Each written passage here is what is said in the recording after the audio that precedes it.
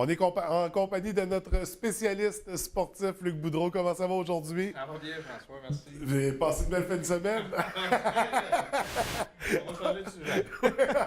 On va débuter avec la loterie pour les Canadiens. Oui, c'était la loterie de ce week-end pour le prochain repêchage amateur 2016. Le Canadien avait 5 des chances d'obtenir le premier choix, donc ce qui est très peu.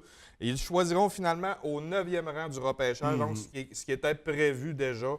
Donc, le repêchage se tiendra à Buffalo les 24 et 25 juin prochains. Donc, ça sera à surveiller. Oui. On a le deuxième tour qui se poursuit également dans la Ligue nationale de hockey. En date du 2 mai, lundi matin, dans l'Association de l'Est, c'est l'égalité entre les Caps de Washington et les Penguins de Pittsburgh et également entre le Lightning de Tampa Bay et les Islanders de New York, c'est 1-1. Dans l'Association de l'Ouest, les Sharks de San Jose ont pris les devants 2-0 face aux Prédateurs de Nashville, Oui. tandis que c'est 1-1 entre les Stars de Dallas et les Blues de Saint-Louis. Donc, les matchs se dérouleront encore une fois toute la semaine pour ce deuxième tour. Oui. On se rapproche de chez nous. On parle de bourse d'études pour les joueurs des Saguenay. Exactement. 3 joueurs des Saguenayens se sont vus décerner en fin de semaine une bourse d'études par la fondation de l'équipe, mise en place par l'équipe, pour récompenser la persévérance scolaire, je m'excuse. Julien Carignan est reparti avec la bourse de 500 $ pour l'excellence ou engagement scolaire, donc c'est quand même une belle bourse. On a Louis-Philippe Simard qui a reçu 200 $ pour la bourse Persévérance, alors que Frédéric Allard a quant à lui obtenu 200 $ pour le récipiendaire de la bourse Meilleure amélioration. Donc, félicitations à ces 3 joueurs. On sait que c'est pas évident concilier études, hockey, surtout dans le niveau junior majeur. Donc, c'est tout un honneur pour eux. Mais quand on décide de se lancer dans le hockey, ça prend quand même un plan B. Il n'y a rien de garanti dans ce milieu-là, malheureusement. Puis on ne sait pas ce qui peut arriver aussi dans une carrière. Absolument. Donc, c'est important de poursuivre les études en parallèle. On va changer de sport. On va parler de gymnastique. Notre club régional, SAD-Gym, s'est encore démarqué en fin de semaine. Oui, grosse compétition pour le club SAD-Gym en fin de semaine qui a récolté 1 médaille d'or et 5 médailles d'argent. Une de bronze en fin de semaine dernière au championnat québécois de gymnastique à Brossard.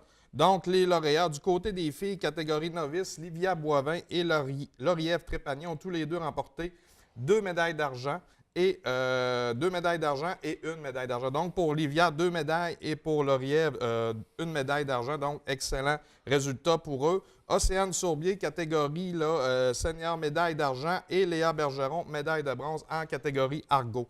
Pour ce qui est des garçons, grosse médaille d'or pour David Imbeau à la barre et Guillaume Néron, médaillé d'argent en saut. Donc, encore une fois, un gros succès pour le club SAD-Gym en fin de semaine. Il reste une compétition à surveiller en mai. La dernière compétition du club qui se déroulera à Alma pour le Challenge des régions où tous les athlètes de SAD-Gym sont déjà qualifiés pour cette dernière compétition de l'année. Donc, on félicite tous ces jeunes athlètes. On parle, les amateurs de hockey vont bientôt troquer leur bâton de hockey pour un bâton de golf. Oui, ça les s'en terrains de golf régionaux sont en train d'ouvrir. Quelques dates pour que les amateurs de golf qui ont déjà hâte, des avancées de dates possibles qu'on nous a dit dans certains clubs de la région.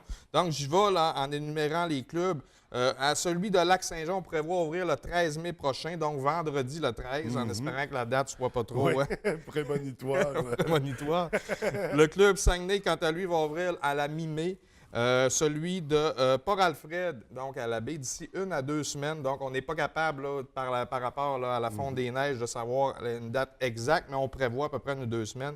Celui de Chicoutimi, on parle aux alentours du 15 et 20 mai. Et celui de Ricochet, le Ricochet à Chicoutimi, le centre, le champ de pratique est déjà ouvert.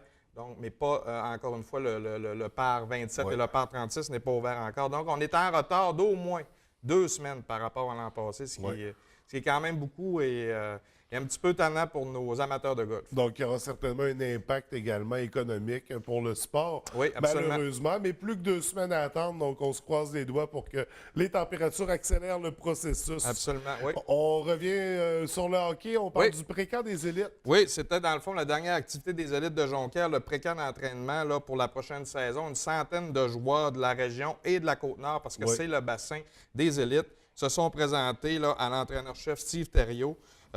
Steve Thériault a seulement gardé une quarantaine de joueurs, donc c'est l'habitude de tous les pré-camps pour le prochain vrai camp d'entraînement qui va débuter au mois d'août prochain. Donc, en espérant une autre de bonne saison, On va recevoir également à l'émission Fan de sport son adjoint Simon Godreau qui va venir nous parler un petit peu de hockey scolaire versus le hockey civil là, à l'émission de demain. Oui, une émission qui va être très intéressante. Oui. Et on termine ce matin avec le basketball régional. Oui, c'était la sélection des meilleurs espoirs là, U14 régional là, pour en vue des prochains Jeux du Québec à Montréal qui va se tenir en juillet prochain. Pourquoi j'en parle? C'est que d'habitude, on reçoit une quarantaine de candidats pour la sélection, mais on en a reçu près de 90. Ce qui veut dire, c'est que la relève est très bonne dans la région au niveau du basketball. Donc, 90 candidats, c'est plus du double. Donc, chapeau aux organisateurs. Je crois que c'est M. Urtubise qui s'occupait de cette fin de semaine, qui a dit qu'il y avait beaucoup de potentiel, une belle relève dans la région. Et également, la semaine prochaine, encore une fois, petite pub à Fans de sport. On va être 100% basketball la semaine prochaine, OK. là, au niveau de la prochaine émission. Là, pas demain, mais l'autre. La semaine prochaine, on parle de basketball. Exactement. Ça sera à surveiller à Fans de sport, mais pour l'instant, on se concentre sur l'épisode de demain où on parle du hockey scolaire. Exact. Donc, ça va être très intéressant également. Luc, c'est ce qui fait le tour de notre chronique d'aujourd'hui. Oui, pour aujourd'hui, c'est tout, François. Merci beaucoup. Je te souhaite une belle journée. Merci, toi aussi.